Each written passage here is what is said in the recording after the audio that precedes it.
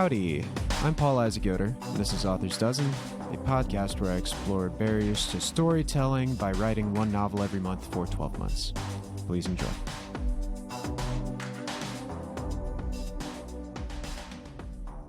Well, that's it.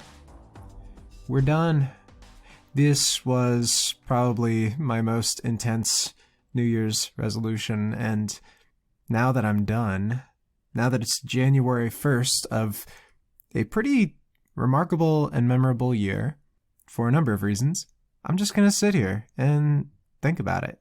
And so if you want to do that with me, you just keep listening. It's a good time. I'm going to go through all my books, and I'm not going to worry too much about maintaining some sort of schedule. And so, just going to reminisce and think about what all went on this year. If you're down to hear that, then just keep on listening. And anyway, now, what was this all about? So, my year was pretty much dominated by two things. One was a nonstop nightmare of worldwide proportions, and the other was this resolution that I had. I resolved to pursue a passion with a passion. How did that work out? I was watching the other day, Sonny, the Cocoa Puffs Cuckoo Bird. For those of you not in the know, Sonny is, well, he's cuckoo for Cocoa Puffs. He'd do anything to sate his puffaholism. And for anyone who identifies with a title like ending in lick, like alcoholic, workaholic, chocoholic, those suffixes are familiar to those watching Cocoa Puffs commercials. I was thinking about this, and it's the commercials are very depressing. Sonny's caught in an endless cycle of desire. Sonny's advertisements just basically include him trying to avoid the temptation of the chocolate kind of kicks cereal, and they inevitably end with some trigger that drives him into a state of soul death regarding Cocoa Puffs.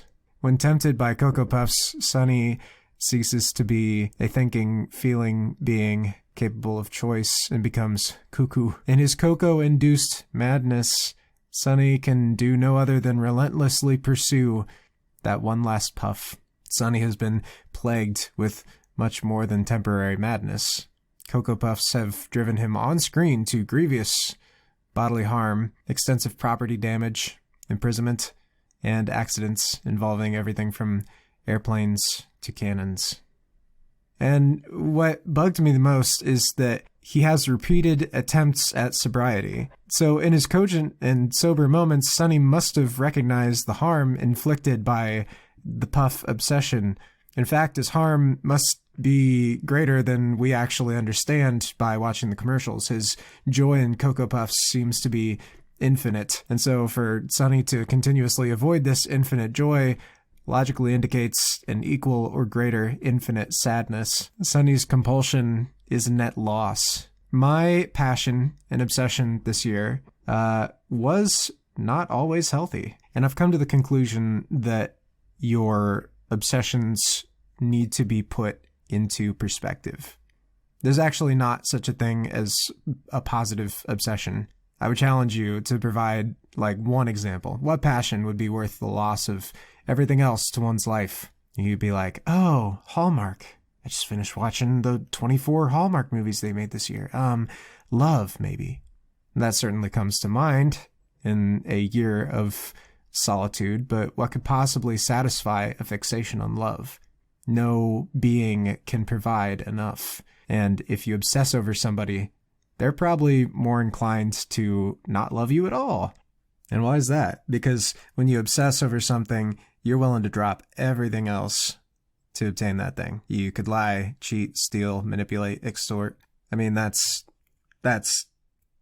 cuckoo, right? It's the kind of cuckoo that, say you're like addicted to heroin or something.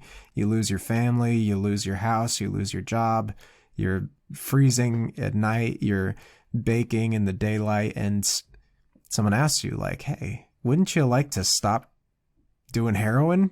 And you'd be like, no, like all this is worth it.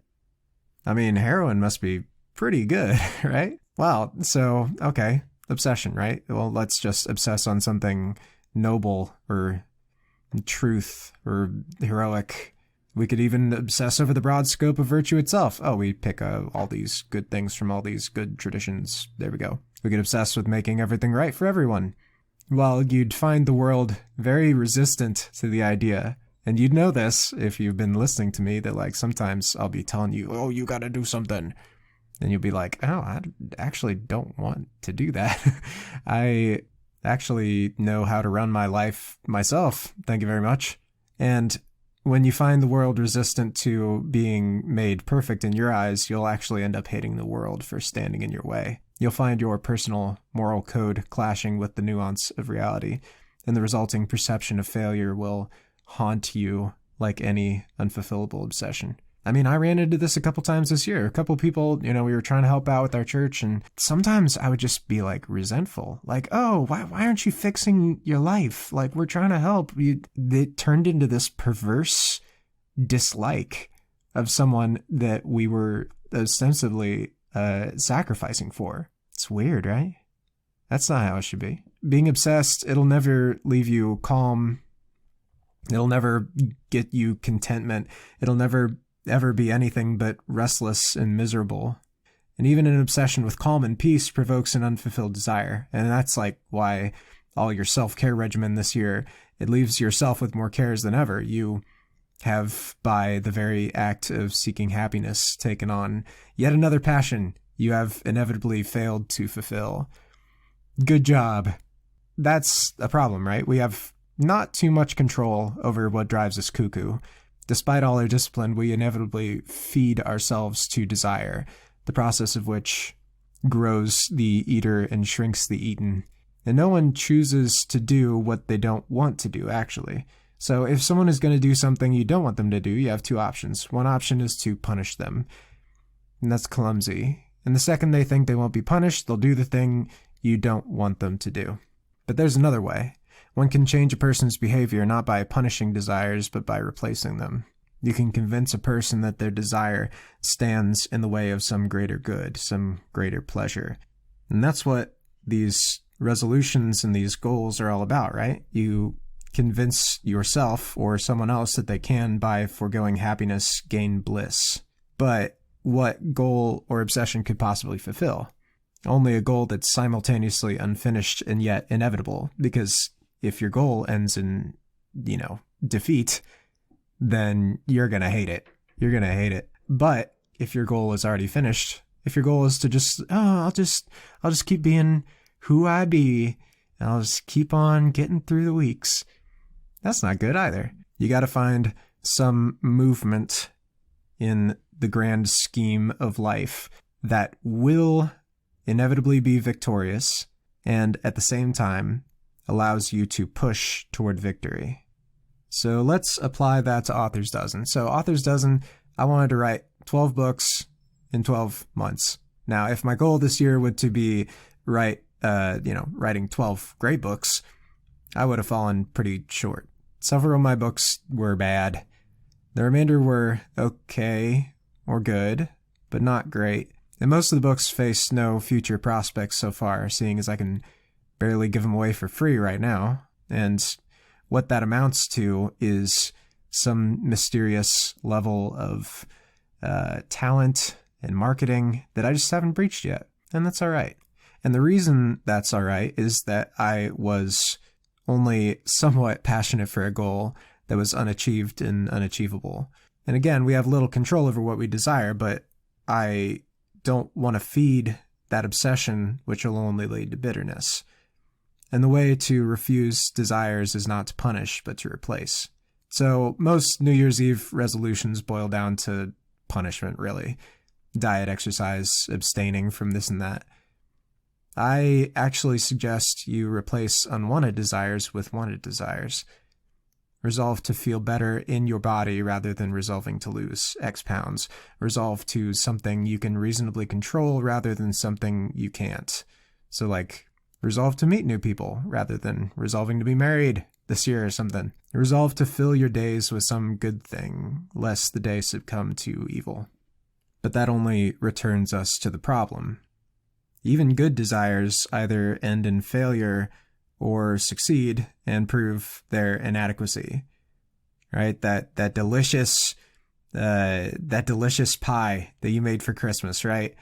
Now it's rotting and it's a safety hazard. And if it's not already digested and disgusting, it's all decaying. That's just how it is. So I suggest that you put one desire above all others, that you desire the inevitable victory of good and see all of your actions in that victory.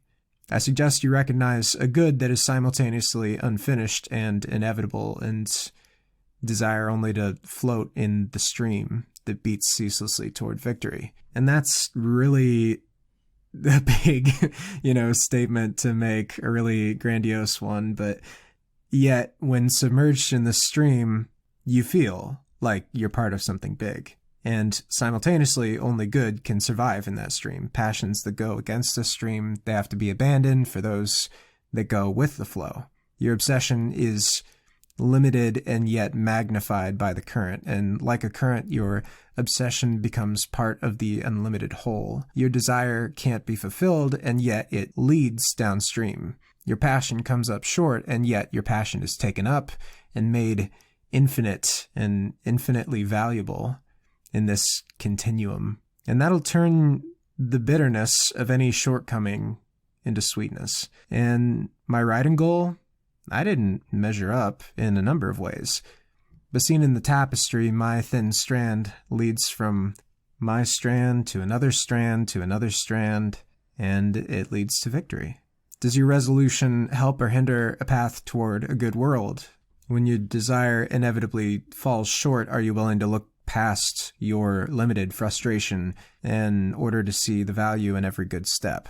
So submerge yourself into the great resolution before any small attempts at resolutions on your own. And it's the only way that I've finished my task, technically. It's the 8% of Americans who actually follow through on resolutions for New Year's. It's the acknowledgement that defeat never means total defeat, but that victory always means victory.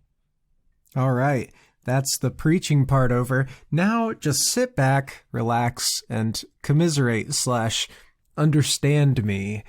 There is a lot to cover this year. But what did I learn? You know what? Let's break it up book by book by book. And we'll start with the first book. It's named Hollow. And you heard my sort of breakdown earlier in the podcast about like how I constructed this thingy or whatever. And for the first few months, I thought for sure, this is my best book. Oopsie poopsie. I spent a lot of time on something at the beginning and I sort of plotted it out and I actually had something good going on there. And I was like, oh, I accidentally did my best work first. I probably should have waited to release that until after all the sort of middling things. But the further I get away from it, the more I have come to realize that this is probably also my most basic book. It's got a lot to say for sure. It's got some really cool like ideas and plots that could be expanded. It's got a really cool world. The problem ends up being, though, that this is the kind of book that I've written before. It was definitely the least experimental, and I might have learned the least from it. I'm not sure. One thing that I did end up realizing is that there's a kind of flow state that I enter, it's pretty much why I write. I show up every day and some days it's just work. And other days it's really the best. And so I've been trying for the rest of the year to sort of like recapture that. And there are certain things that enter me into that flow state. And I think that the biggest things that I've keep coming across is heightened emotion, whether physical or mental or spiritual emotion, that really gets my blood going. I love catharsis, and I love writing it, and it just lets me spew all the emotions that we all contain. And I really love that, and I really love going back and reading over it. And there are some scenes in here where people are in dire physical straits, or they're breaking down and going after each other in verbal joustings, and that's just what I love. So if you like my work and you want to continue to follow it, just get ready for a lot of drama and a lot of squeamish difficulties or whatever. This book also starts off my theme this year of ultraviolence. Another thing I get into is, again, heightened emotions, but also heightened physicality. That really, I enjoy writing that quite a bit. Often that looks like, and this is a very Protestant of me, but it's less sensual and more like, physically demanding and Arnold Schwarzenegger-y. Oh boy, I really hope that didn't sound like what it sounded like to me. What I meant to say was Arnold Schwarzenegger-esque.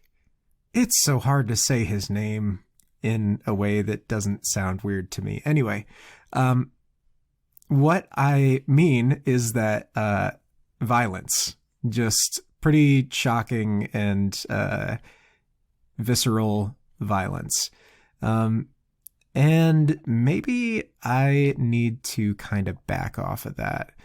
The reason that I think that gets me into a good writing flow state is that there are moments in my life that have involved sort of physical violence, and those just like stand out to me as maybe the most significant things that happened to me as a body. And I enjoy that.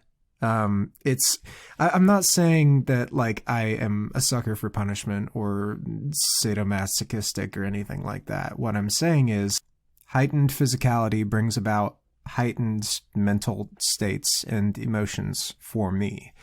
And so to shy away from that and to just like ignore those bits of the human experience is really tragic for me. And I would be basically robbing myself of one of the things that gets me into writing. And I have to ask myself, is that of value to people? Is the sort of body horror and the massive altered states that can come across when you're in physical difficulty? Or is that something I would like to contribute to the world? Well, there's another way of going about it, and I think that I explore it in the book, which is just the joy of certain physicalities, the levels of joy that can be had by, pulling off some really cool trick or being a part of some really awesome contest. I think that that's really valuable. Is it important to me to depict violence in a way that is anti-violence? Well, certainly. I think that violence is bad. Hot take there by Paul Yoder. And I think that the glorification of violence often skews away from what I'm trying to do. So what I mean by that is that it's depicted as something that is extreme, but also kind of wonderful and glorious. What I sort of attempt to do with my heightened states of violence is to really make people sick. And not just sick in like the gore porn way, but in the way that, like that a life is just snuffed out and, somebody's entire being and childhood and, lost loves and all these wonderful things that are involved with being a human, that they can be just snuffed out like that. I think that that's something worth thinking about. It's a cosmic horror that I think we need to embrace when we think about, casual violence. Another thing that really sticks out to me about writing this book is my tendency toward a very modern American male view of romance. And one thing that is a little difficult is that we live in a society, guys. We live in a society. And the society is one that is very focused on the possession of human beings. And by that, I mean that we live in a culture that is obsessed with physical beauty, with status, with all these things that can sort of be possessed by a partner. And so one difficulty I have is that I tend to write characters in romances as these really wonderful things that you would want to possess. And that's gross. I do that for both sides of the relationship, I think. And I won't let myself off the hook for that. However, I do end up making the men and women involved in romances into these sort of superhuman figures who you would be like really proud to have as your partner, and you could put them up on a shelf and show them to everyone and like, oh, isn't this person, don't they reflect good on me? And that's the air we breathe when we live in our culture. Again, not trying to let myself off the hook, but why be the same and boring like everybody else? Why not try to create romances where the characters are both very average and normal and flawed in not so interesting ways, like, oh, he always leaves up the toilet seat, what a jerk. Because the sort of superhuman standard we set for romances in our culture are A, not satisfying, and B, not realistic. And so trying to get away from that, that is unfortunately what ended up happening with the romance in this book. It is very swoony. It makes me like love both people involved in the romance. And it is, I don't know, there's something about that. And I won't say that the high standard to which we hold one another in romance is something that is entirely evil. It certainly is not. It is important that we enjoy one another and that we are excited and, entertained by the ways that human beings can be. And, there is a level of goodness in that. It's when that becomes iconic and emblematic that things become difficult. So I don't know.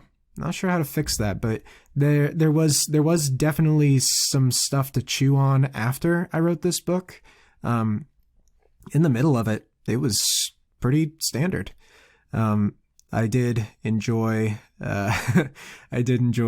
parts of writing this book where, I could look into the sort of technology and time period and settings that they were in. And I don't know. I just enjoy that stuff. It's like you get to create your own little world. It's like you're a god. I am a god to you, hollow book. I mean, that's a power trip. That's a good time. All right, moving on. Run, Prometheus. So, this is a book about computers. I know very little about computers. I have standard knowledge. I have probably the knowledge that you have got, you listener. I mean, you managed to download a podcast. Congratulations. That is high tech. What I learned from Run Prometheus is that what I find cool and entertaining is very different from what other people find cool and entertaining. And sometimes in a good way. So what do I mean by this? This was probably the most liked and commented on book that I wrote. Why is that? Well, for me, Run Prometheus was very much it wasn't like paint by numbers from the book Frankenstein, but it was taking some pretty heavy inspiration. This is a book that was very difficult to write. I did not have a good plan going into it and sort of had to think on my feet. And I think the fact that the book turned out different than I originally thought it would made the book disappointing to me. And in fact, most people came into the book with expectations that were not the ones that I had originally set out for, and they really liked it. So I need to step back and realize that the joys and goals that I have in writing are not always the same as the readers. That doesn't mean I abandon the things that I find joyful. However, I need to recognize that just because I am not like on fire and psyched for something doesn't mean that other people won't be. And so to deny someone your work because it is not up your alley is a little weird. And it would be a disservice to your readers to just say, oh, this isn't for me, and so I'm going to deny it to everybody else.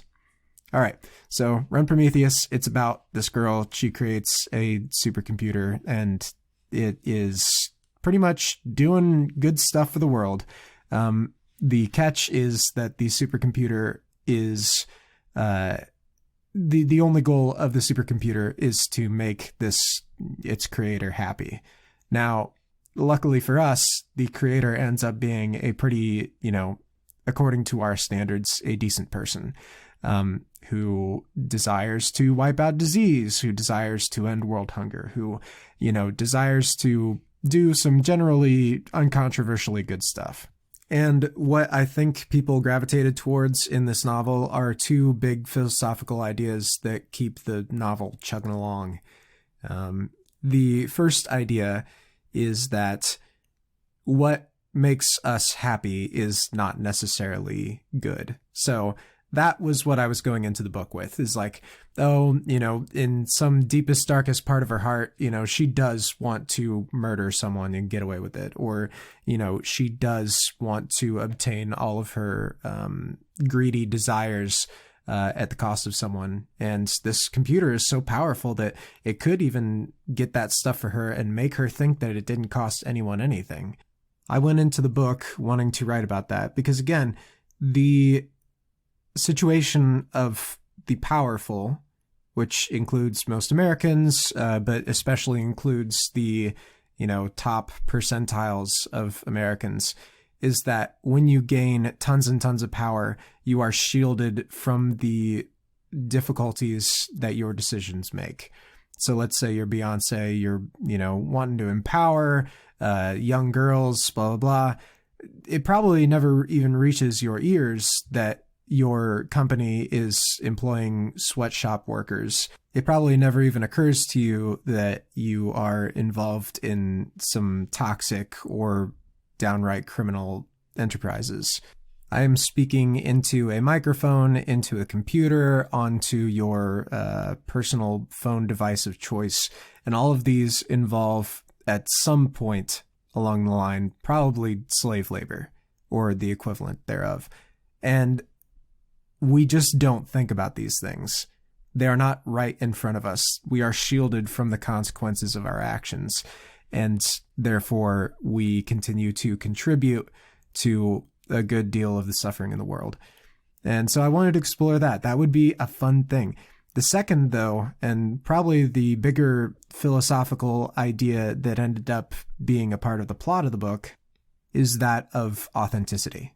So again, we can all struggle and have disagreements about like, oh, should I have a Prius, or should I shop for local honey instead of trusting Honey Corp or whatever. I mean, we could spend the rest of our lives just trying to live the most ethically that we could, and we would still miss stuff. And that's the bigger philosophical quandary, is that how do you know that you are acting with people's best interests in mind?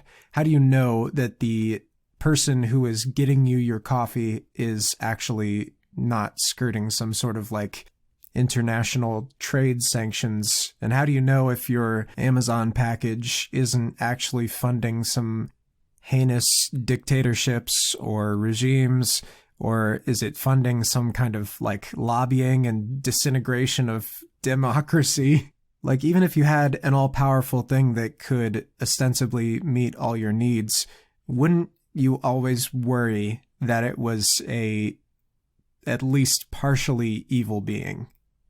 I mean, this is not something that necessarily keeps me up at night, but that's the problem. My government is almost certainly involved in some sort of black site torture as I speak, and there's very little I can do to gain that knowledge. And yet I have to be involved in that government and try to make it as good as I can. And the government isn't even all powerful, you know?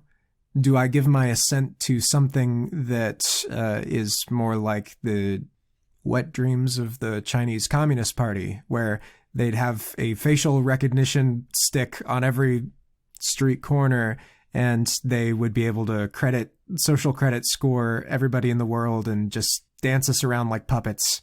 Or we don't even have to go that far. What about Facebook or Apple or any number of these companies who are trying to get microphones and cameras into our houses? I mean, I'm not trying to be a conspiracy theorist, but this is in the back of our minds all the time. And I think that's why this book resonated. I think that the idea of something that is beyond us, even if it serves us, we can never really be sure about its intentions. It could always be fooling us. And the book eventually answers that question with one of the only things we can really know. And how do you turn that certainty into certainty for other people? I don't know. But the book eventually did become about someone who was trying to discover the ethical nature of the God that she had created, and the inability of one person to pass that lesson on to others. Did she succeed? Did she fail? We don't know. We just kind of have to trust. And one of the difficulties is that we are now creating structures in our society who will reach this sort of godlike power, at which point it will be impossible for us to hold them accountable. And at that point, we'll just have to trust that, oh, they have our best interests in mind. Is that time now and yet? I don't know. But now is the time to try to hold these things accountable. Now is the time to not just submit to the casual conveniences that these large structures provide, you know, governments and tech companies and all these things that threaten to become too big to control. Now is the time to try to question them and to bring them under control before they get too big. Why am I talking about all this? Why am I on my conspiracy theory rant? Well, there's some reason why this story, which did not resonate for me at first, has become the important and good one in the minds of a lot of people. It is not my normal fare. It is not the sort of obvious adventures that I usually end up writing, which follow a pretty basic formula of like, oh, go get the thing, come back, having changed. Congratulations. You've written the story that resonates with all of humans across all of time and therefore has been written all the time. Is that why this book bugged me? Because it didn't fit into my traditional formula of what was and wasn't a good book? I think it's important to ask those questions. I think it's actually important to compromise your initial artistic merit in order to discover what it is that people like about your work, what people respond to. And you're not changing in a way that is artistically inauthentic. You're changing because there is something in your work that is beyond you, and you need to recognize and perhaps serve that thing. Siren Deep. This is a book that I wrote about some friggin'... They got magic powers, but it's from another dimension, so it's science. That's how science works. You know that quote that everyone says was like, sufficiently advanced science is indistinguishable from magic? Well, that lets people so off the hook. It really does create a sense in which, like, you can just write magic and then science it away with some explanation that makes literally no sense.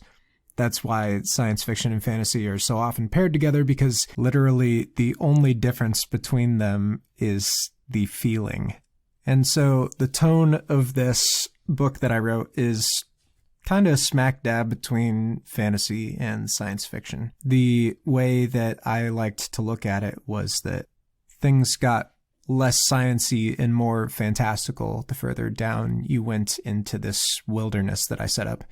If you didn't read the book, it's basically about a giant shell floating in space. Everyone sort of wants to get at it and get to the middle of it where there's some special prize. And the middle is sort of where all magic happens. And that's why people think like, oh, I'll just be able to go there and magically get what I want.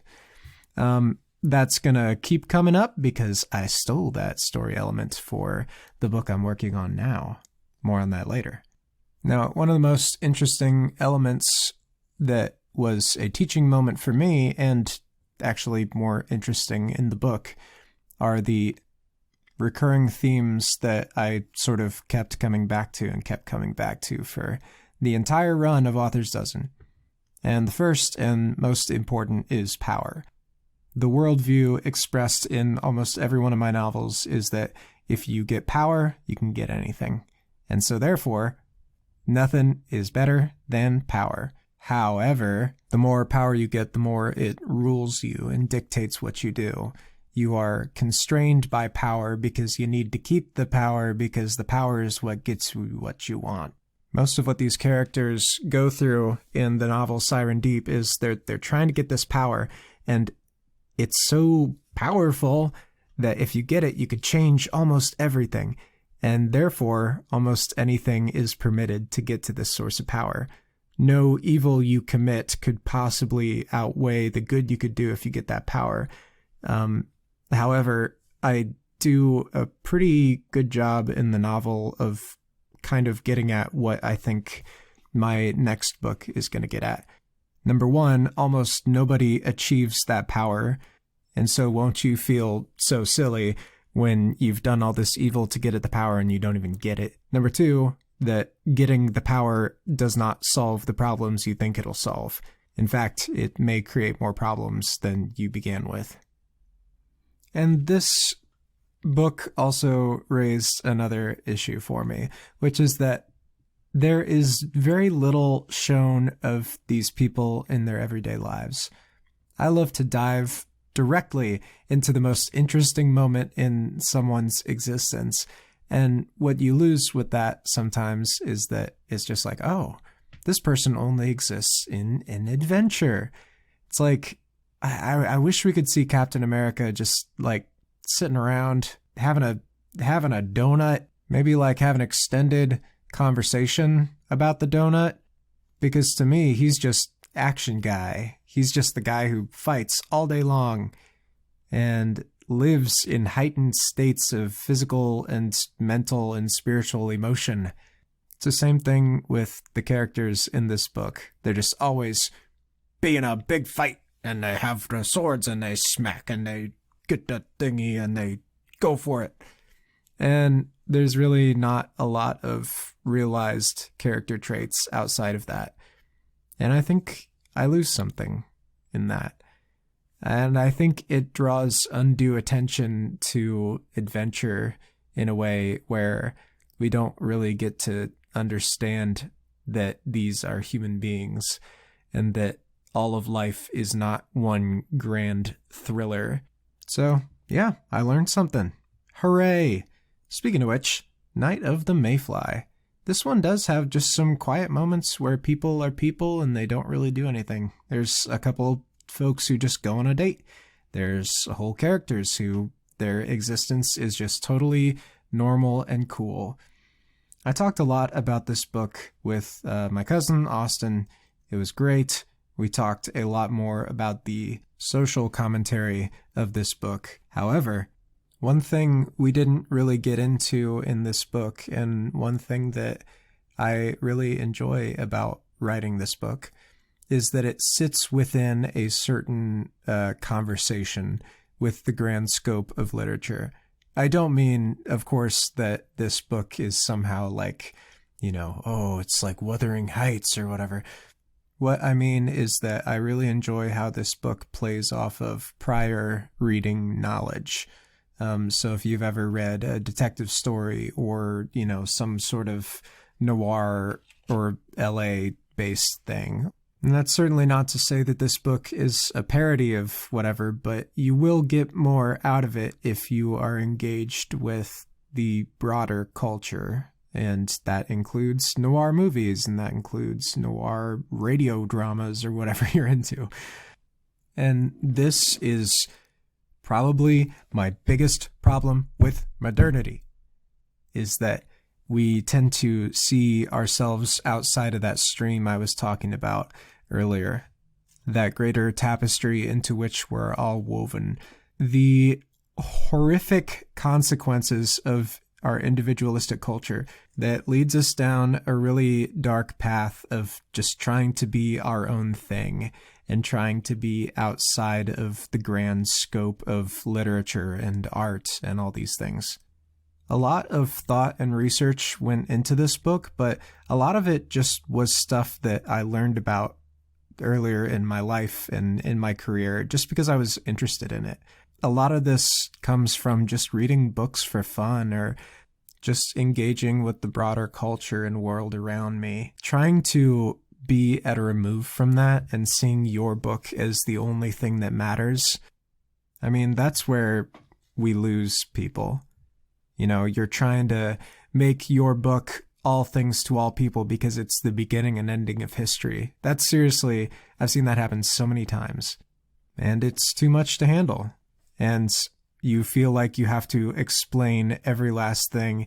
And what I think this book taught me is that it's perfectly fine not to have to explain to everyone every last thing that's happening and sort of make everyone understand what cultural things you're drawing from, or, the footnotes kind of writing, where you are constantly pausing to remind everyone how smart you are and how good your story is and everything. Sometimes it's okay to just let people come with the knowledge they come with. Well, what does that mean for Night of the Mayfly? I just gave the world some room to breathe. I allow you to come to the book with some prior knowledge of animals, some prior knowledge of noir, some prior knowledge of just big political corruption things in general. And I trust people to understand that I'm not trying to speak to all things at all times. And this is one of the first books I got away from this sort of like world-altering consequences that seem to pervade every story nowadays, where it's like, oh, I must begin and end this universe because it's the biggest thing that's ever happened and I am so important. Like, it's okay just to write a book that is kind of just a side mission, It's a tangential story that does not shatter the planet. I don't know. That's just my personal hang-up that I was able to overcome with this book. All right, we're circling back. We're getting back into the books, but let me say really quick, it is just really cool to do an inventory of the year and figure out what it is that happened and what I learned. We so often just tend to live in this moment, and in our vision and scope is only limited to the past week and the week ahead. And I think it's really cool, just this specific time of year and all the time, to look back at your past and think about it in a way that recognizes that you are the same and a different person, and that who you are this week is more or less defined by who you were a year ago. I think that's pretty fun. All right, moving on to Ghost Town, baby. All right, Ghost Town, they stole this concept for the movie Soul. I know it, and I am right now. You can hear me walking up to Disney's door and making a knock on the Pixar's. Oh, hello, it's me, Mr. Pixar. Hey, you stole my idea. You stole Ghost Town and you made it into the movie Soul. I know that animation takes a very long time, so somehow you looked at this and you said, we're going to make a movie out of it and it's going to be very touching. Oh, gee, you caught me. You caught me red-handed. I know Disney has never done anything unethical before, so please, we want to keep you quiet. Here's $1 million. Okay, my silence cannot be bought. I will take the $1 million, but I'm going to broadcast this on my podcast. Oh no! I got them good. Anyway, this book is very similar to Soul, where, I don't know, you'd start to think about like, oh, what is it like to have a body and maybe inhabit someone else's body? Blah, blah, blah. They took it all from me. And now this story is useless. No, it was fun. It was fun because it was a lot of me arguing with myself, which is what a lot of writing is. It's just, I don't know. It's always funny to me to pause in the middle of a book and say, one person is writing both of these characters. What's up? Like, does the person think that one of them is right or one of them is wrong? And does the person, like, even give the other person a correct voice? Or are they just setting up a straw man for them to knock down? And that's what writing is. And that's why philosophical texts are very difficult for me, because when Camus writes a novel, everyone who is against his personal point of view is written by Camus. And so he is setting up arguments that he knows he can knock down. It's not fair. And so my thought going into this book was, okay, I'm going to have my character sort of hash out the meaning of life with everybody, you know, looking back from a point of view where everybody dies from some sort of pandemic. In the novel, I mean. In the novel. Anyway, because of the unique point of view from a ghost living in the post-human world, I thought it would be really cool to have some conversations about that, but it's so pretentious. Like, it's that Pilgrim's Progress, I don't know, it's that thing where, you know, you have a character just go and have, like, conversations with people all along the way, and the alchemist, he meets all these people and he shuts them down with facts and logic, and it's just a completely one-sided equation. The character who we are supposed to understand as objectively correct always wins, and even when they don't win, they just do, and that's the game. And as I started to write that, I sort of started thinking about, like, the solipsistic worldview that entails. I thought that it would be very interesting to create a character who's basically secretly arguing with themselves the whole time, and all the bad opinions are both held by them and held by an external entity. It's more in line with what I think an author is doing when they're writing a book, which is arguing with themselves and having two points of view, one of which eventually wins over because we're not schizophrenic. So far as you know. Yeah, I don't talk to myself in the voice of Pixar Man. Definitely not. Anyway, another thing I learned from this book, besides the obsession with myself, is that when you are trying to write a big philosophical text, you better come correct, you know? If you reach the end of your book and you have something to say, it better be said heck well. It better be said, you better have some really special way of displaying what it is that you're arguing for. I think it was a pretty lackluster landing in this book.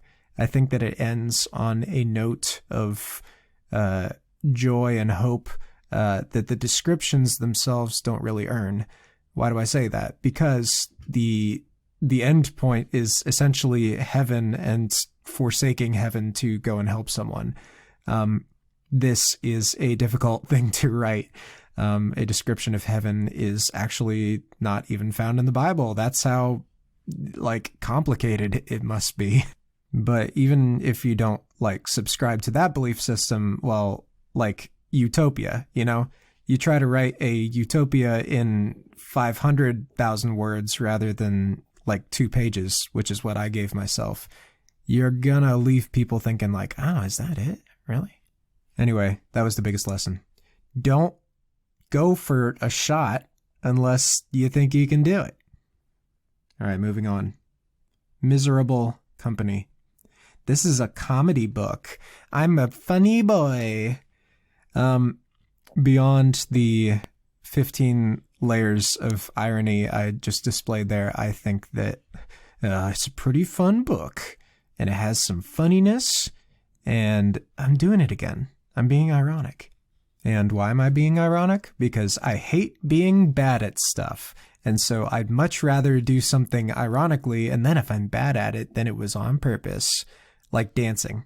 Oh my gosh, I wish I was great at dancing, but I can only ironically dance because if I'm ever bad at dancing, people will think that I was trying to be good and they'll hate me. Or same with basketball. I just can't play basketball. If I ever play basketball, people will know that I'm just a failure. And therefore, I can't even start to practice because then people would see and I would see and I would know I'm bad.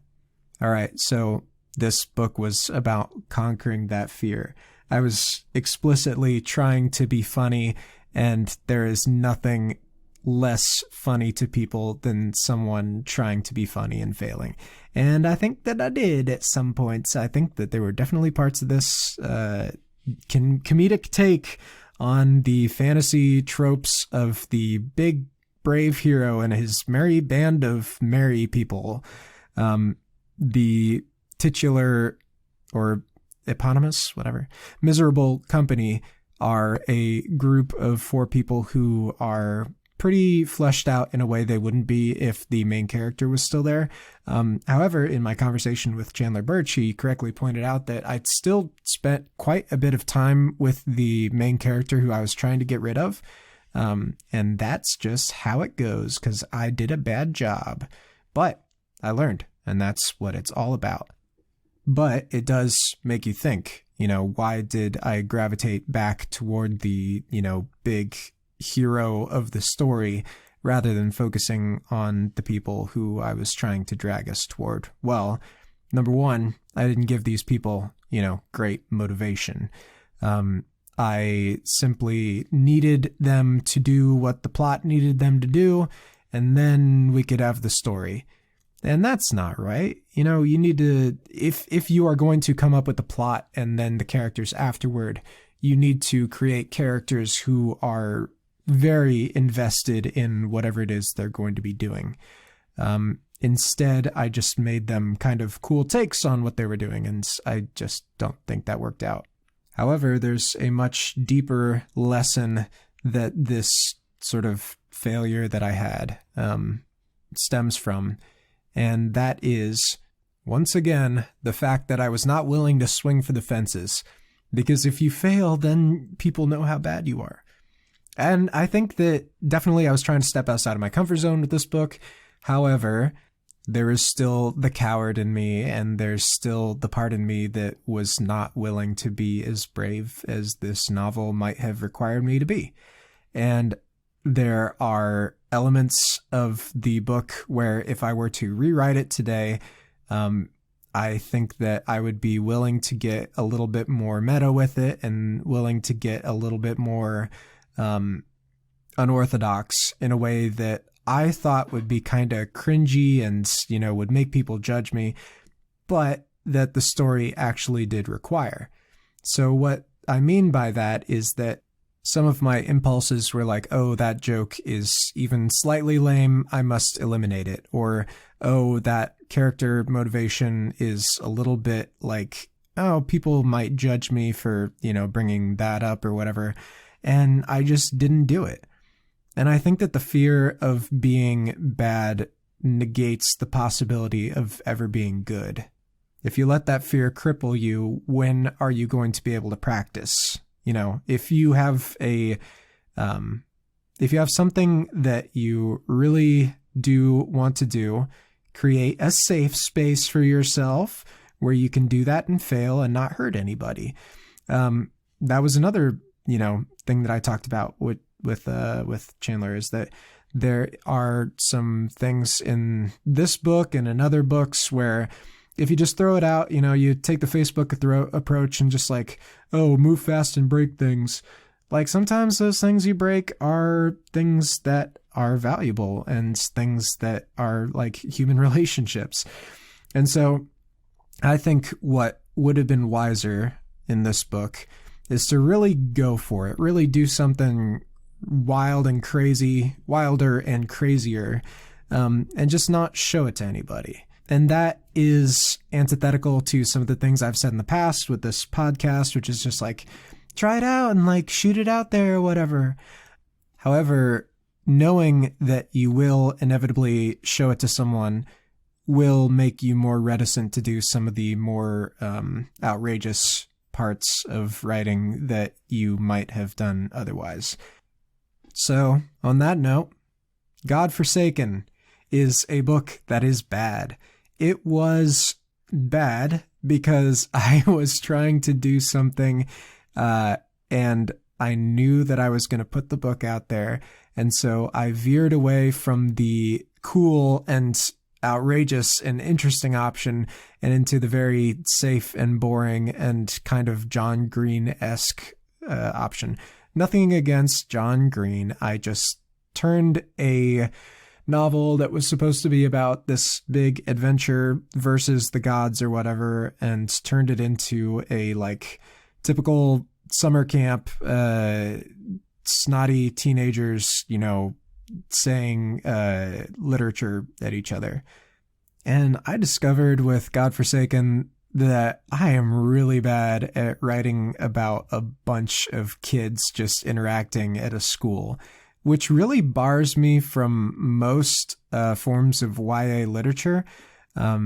I've discovered that I'm never going to get to write Harry Potter because I just cannot stand groups of children and people like explaining to one another like, oh, this is how our world works because we are in a classroom where we teach these things.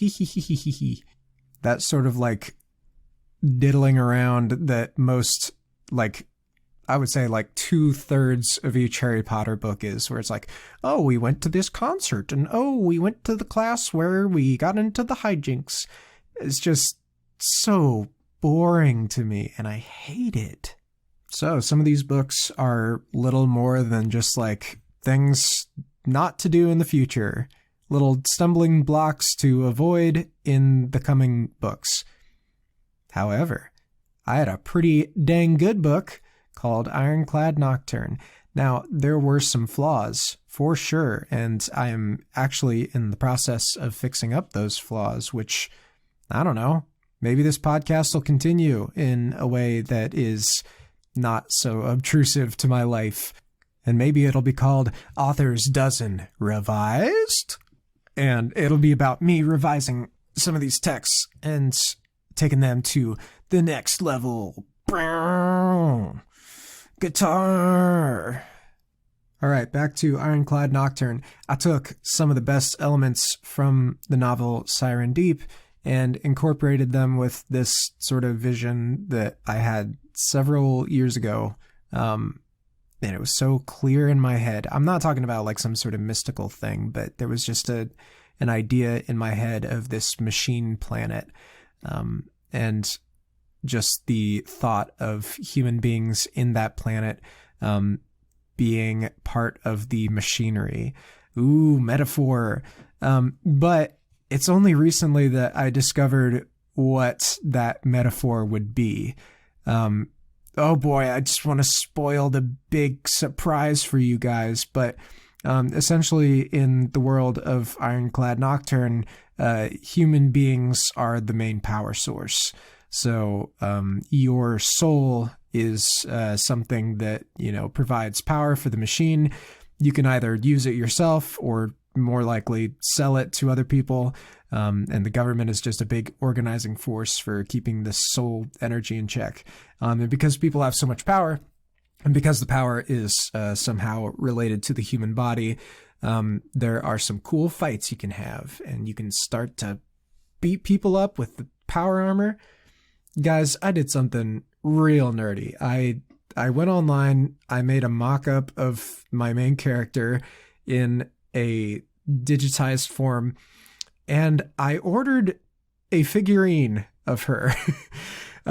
This is a figurine that is very small, and it was very cheap, and it's just a 3D printed whatever. And it's a person in armor who wants to punch you. And why did I do that? Because I'm 30 years old and I can do whatever the heck I want. But also because this idea of a human being who is using the intrinsic human power to do cool things is really fun to me. And I like the idea of a kind of neo-feudalism where people, essentially do sell their souls to one another in order to gain, rewards. I think that's a really cool idea, and I'm so excited, and I can't tell you what the surprises are, but I will tell you that the lines between fantasy and sci-fi continue to blur for me in this novel, and to the point where I just don't think that the two genres exist. I think that they're one thing, and I think that it's just fantastical. That's what we'll call it from here on out. The fantastical genre. Anyway, this sci-fi fantasy fantastical book is, again, another quest for power. However, I sort of ironed out what I was trying to say in the novel Siren Deep, and was therefore able to build the world from the ground up to serve that central idea. Also, characters. Delicious characters in this one. Okay, so we got some people who are, different in ways that they wouldn't be here on Earth. So we have this kind of like intersex monk. We have genetically modified human beings. We have people in magical power armor and, negating certain sexual differences that we have in our culture. Man, I just think it's a heck of a lot of fun. And I think that my characters benefit from being kind of outlandish according to our culture. So we have women who have the sort of traditionally toxic masculine traits. Just like, oh yeah, I'm the toughest and I can fight and kick your butt. And that's cool, and I'm cool because I can do that. We've got the kind of like upwardly mobile characters, the characters who hitch their happiness upon a kind of apprenticeship. Man, I don't know. I just like these people that I came up with, and I think they've all got goals in a way that people in Siren Deep didn't. However, the exception to that being kind of my main character. And so I am, again, rewriting the book. And my last novel that I wrote this year was just kind of a continuation of this novel. And guys, it's so good. I can't even begin to describe how good it is. And maybe that just makes me a bad author, because describing is my job. Okay, one more failure and one more success, and that'll round out the novels. And that's not to mention the upcoming nonfiction book called Author's Dozen, the nonfiction book, working title. Anyway, the failure. I'm going to talk about the C.S. Lewis book.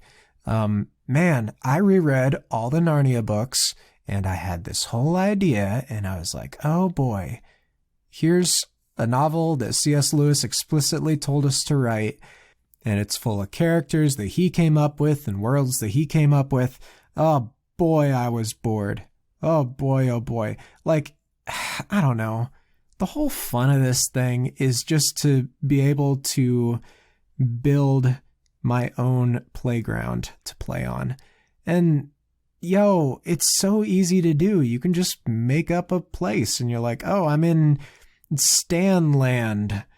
And Stanland is all about, I don't know, Stan means land in like Kazakhstan language. And it's all about land. And there's a lot of land. And that's the world. See, I just made that up. It's so easy, guys.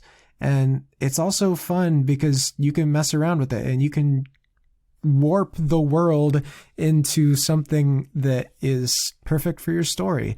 And instead, I had to come up with pretty much just picking up where the plot left off of the actual Narnia books. And I just had to keep writing them. And it felt like a job.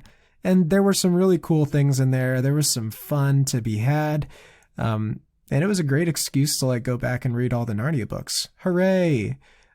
However, it was an experiment that taught me what not to do again. And so it's a pretty expensive experiment. Like I had to spend a lot of time doing that and researching that. But I don't know. In the end, like if you are pursuing your hobby, you're just having a fun time, no matter whether or not your book is like a critical or financial success. Whatever. Who cares? Who cares? All right.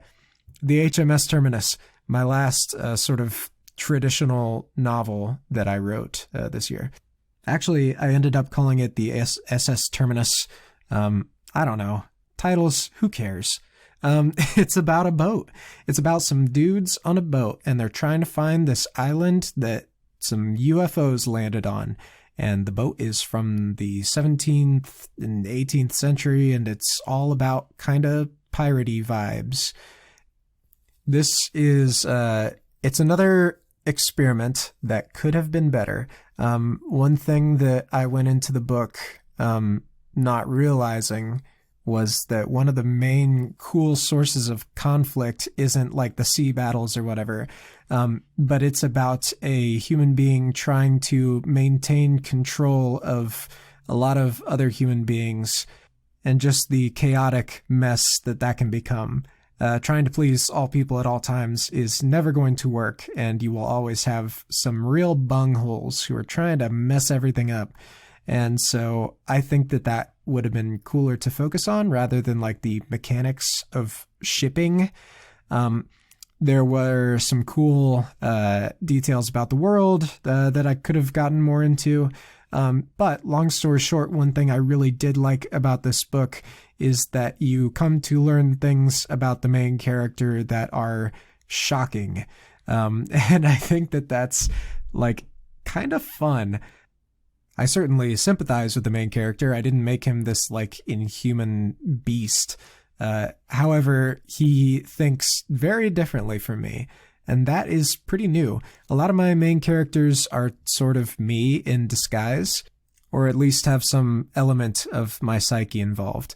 This guy is definitely a little bit like me, but he's also got some life experiences that just color everything in his world. I once foolishly made a remark like, oh man, you can't like live for money, you know? Like, why are people so about like obtaining wealth? And like the guy next to me is like, well, my family is so poor, and where I come from, you know, getting the good life is about being able to provide for your family. I'm like, oh. And so that's a moment that is embarrassing for my privilege's sake. However, it did teach me something that's valuable for characters. Some people just come from different places and they have different orientations and priorities. And so sometimes you are all about making bank because you were born in a gutter and your mom was a prostitute and she died, and I'm not going to spoil anything. However, giving my character a very different background from me allowed me to make him different. I didn't give him that background to make him different, but that was the eventual result. And I think that's just really fun. And I'm really excited to really examine my characters' biographies and like what that would move them to do. It's happening in Ironclad Nocturne right now. You guys, I can't wait. I cannot wait. It's going to be a good finished, really long book, but it's going to take a while. So that's all the books. The author's dozen nonfiction dealio is kind of just doing what I'm doing right now. Just a retrospective, looking back. I have gone over some of the past podcasts and found some like hot takes that I'd like to revise as well. You learn things, don't you? As the year went on, we discovered new things about the world, about ourselves. Oh, heartwarming adventure stuff. Oh, it's about the journey that we took along the way, guys, not the destination. But we did learn things, and since I'm your teacher, and I was teaching things, some of the things I said in the past need revising. That's just human. We're all dumb, and the more you realize that, the more you can take teaching with a grain of salt and be like, oh, I like that, or, oh, that doesn't seem right, and so let me investigate that. And so, I don't know. I'm done with the year. Holy cows-a-roonies! I'm done! And this is the weirdest podcast I've ever recorded. I'm just sitting, talking to myself. I'm looking at the waveforms on my Audacity app, which is what I use to record, and it's so weird. It's like the Matrix. Like I can look at this stuff and I'm like, oh, I can see the code. I can see what my ums look like, and I can go back and delete them without even listening to them. It's a weird journey I've been on this year, and you can hear me slowly losing it. But at the same time, having a good time, losing my mind. It's great, and you're great. I want to talk to you guys about some things. There were some people financing this endeavor of mine behind the scenes. It wasn't much. I lost more money on this podcast than I gained, obviously. But a few people chipped in along the way to really do some awesome stuff. My buddy Ari, who produced some of the first episodes before I learned to do this myself. James, who had some ideas and encouragement to help get this off the ground. Andy, who did our intro and outro music. Rachel, who did my book covers and a lot of the album and whatever artwork we do on this show. Gave me a lot of great ideas and themes to sort of build my website and stuff. I want to thank my parents and my grandparents and all these folks who really took the time to just pay attention to what I was doing and give it some help. And these last few episodes have been a little bit, I don't know, when you reminisce about things, you tend to evaluate them. And I think I've been pretty honest over these last few episodes that in my evaluation, some things I was really happy with. And I so appreciate everyone who was along with me on this journey this year. But, you're allowed to be sad that some things didn't measure up. And the reason that I can say that is because, my life was not destroyed by the shortcomings of this podcast. Goodness.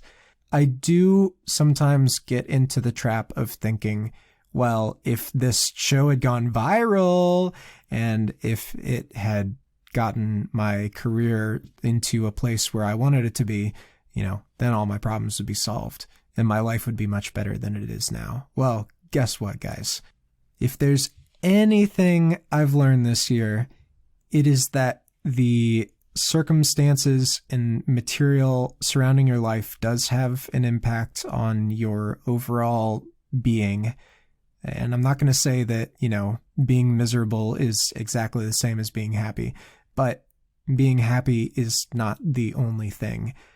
And what I think is valuable about this year, not necessarily in terms of like advancing my career or helping you guys out or whatever, is just the recognition of the fact that even if had everything gone exactly according to plan and been wonderful and cool, it wouldn't matter not at all if it didn't make me better. And what I mean by that is not like in terms of talent or whatever, but that the levels of failure and success that I encountered this year, every single one of them gave me the option to either be a good person or a bad person, to become a greater version of myself or a lesser. I certainly did not become better every single time. However, I just want to thank you guys for listening and reading and doing all you do. And the reason is that I am an other-focused person. I want to appear a certain way to people. And when I think about, doing a live confession like this and talking to myself and sort of journaling my thoughts, I would never do that just for me. I would never have written all this stuff and recorded all these shows if it was just for me. But it also was for me.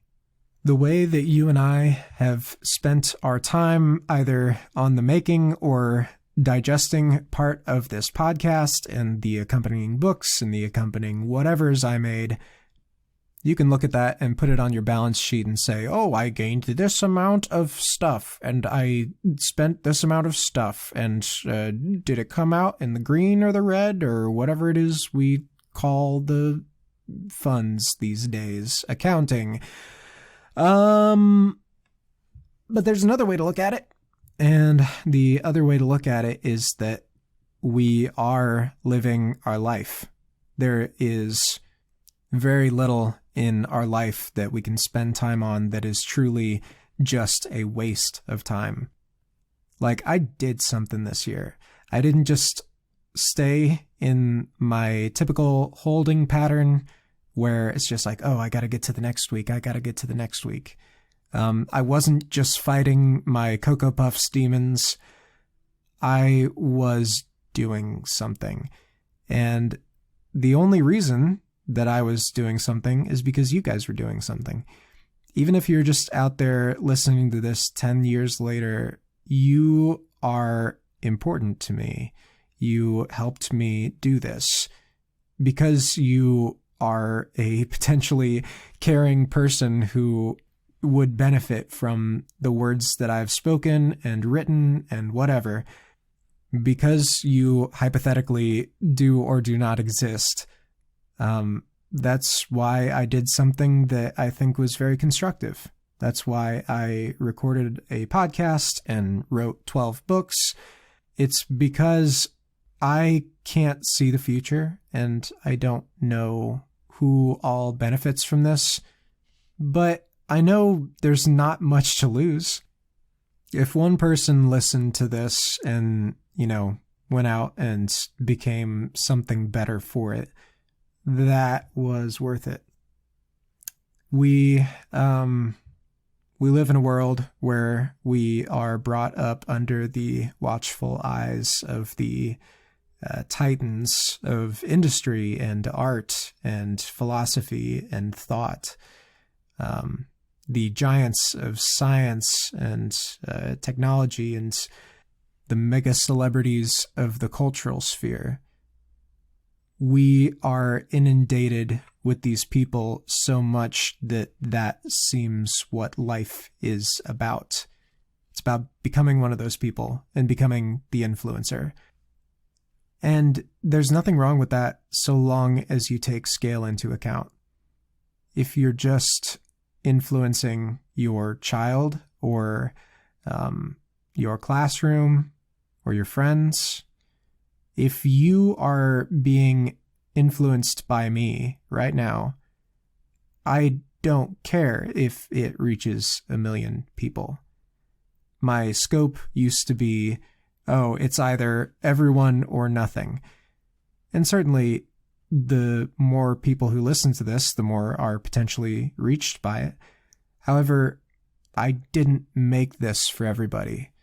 I made it for you, who has stuck out a considerable portion of your listening and headspace to listen to me today. If there are 20 people out there who really care about what I did this year and really had a positive effect by it, that's just a great start. Don't think you've failed because you didn't reach every single human being on the planet, you know? And as I say that sounds absurd, but we do have a number in our heads where it's like, oh, if I reach this many people, or if I, were to change this many people, then my life would have some sort of greater meaning. Which, again, is absurd. If all people don't necessarily need to listen to your stuff, then at some level, the numbers must not matter. At some point, you have to get rid of your savior complex and just say, I saved one person, or I helped one person, or I noticed one person, and that was infinitely better than nothing. I know several people listening to this who this podcast just means the world to them when they're able to listen to it. Not because it's especially good, but because they are especially affected by just the fact that it's me and the fact of what it is that I am and am doing. So remember that as you go out to achieve this year. Even if you do the very bare minimum, if you're just you and people care about you and care about what you're doing, then do something. It doesn't have to be the best. It can just be you, and they'll love it. And you'll say in the back of your mind, oh, they just love it because they like me as a human being, or, oh, they're my family. They have to like it. Well, yeah, but that doesn't mean they don't like it. If all you do for the rest of your life is entertain your friends and family, that's what artists were doing for tens and thousands of years before we got here, before the invention of mass communication. That was it. And it was enough. Just because there's something bigger out there, and just because, you think, oh, I would rather be impressive to strangers, why? If you can make somebody happy who's right next to you, go and do it. It really does not matter if there's some sort of cosmic rating system out there who's like, oh, this person is more skilled than this person if you take into account the lack of personality or whatever. Who cares? Who cares? If what you do makes somebody happy or contributes to them, becoming a better person, just do it. If you're going to broadcast, don't worry about how broad your cast is. Just cast. All right. That's been the podcast. I'm wrapping up now. You know what I haven't done all this year? This is New Year's Day, by the way. It is technically a holiday. What am I doing? Why am I not just taking a break and being a complete bum? That's what I'm going to do. I'm going to eat a whole thing of ice cream, and I'm going to just fall asleep early and wake up late. And there's nothing you can do to stop me. I'm 30 years old, baby. I can do what I want. You can't stop me. Will this be the last of the long outros where I just ramble on? It's become a thing at this point. And maybe I should just do a whole show about this. About just trying to end the show and not knowing how to end it. I've honed my riffing skills at this point. I could probably do it. I could probably do another hour of this. You are probably listening to the beginning of an hour of riffing. Here we are. And this is what the show is now. And I can just keep going. And at some point it will become funny because it's bad and it's absurd how bad it is. It's Family Guy, baby. Uh-oh. all those Family Guys are gonna come after me. That's what they call the fans of Family Guy. They call them the Family Guys. And they come to your house, and they say, Hey, it's me, Peter. I modeled myself after Peter Griffin. Hey, Lois. Yeah, Lois. Yeah.